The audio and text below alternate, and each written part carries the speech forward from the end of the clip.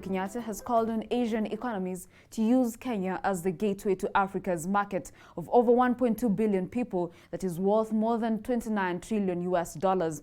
While delivering his speech at the Singapore Summit 2019, President Kenyatta said Kenya is the best entry point for Asian businesses that want to trade in Africa with the coming into force of the Africa Continental Free Trade Area Act.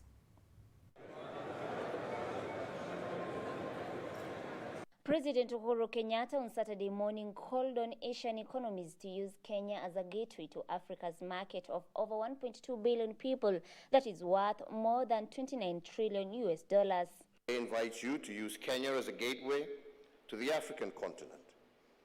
This is not only one of the top 10 fastest growing economies on the African continent, but it is also one of the most pro-business nations in that continent.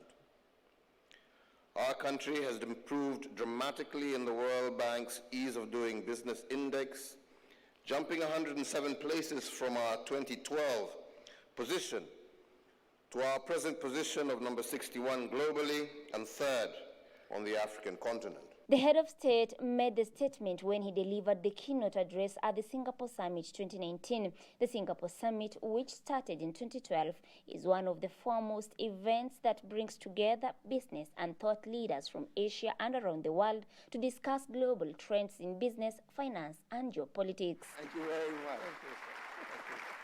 Addressing the business leaders gathered at the Shangri-La Hotel in Singapore, President Kenyatta said Kenya is a leader in pro-business reforms and also the leading country in sub-Saharan Africa in terms of ICT and technology penetration, fintech and financial inclusion. Kenya is also the leading country in sub-Saharan Africa in terms of ICT and technology penetration, fintech and financial inclusion, with our mobile cellular subscription currently standing at 95%. Accompanying the president during the Singapore Summit is Central Bank Governor Dr. Patrick Njoroge, Housing Principal Secretary Charles Hinga, and Ambassador Johnson Weru, the Director Economic Affairs and Commercial Diplomacy Directorate at the Ministry of Foreign Affairs. Jema Kiboi, KUTV.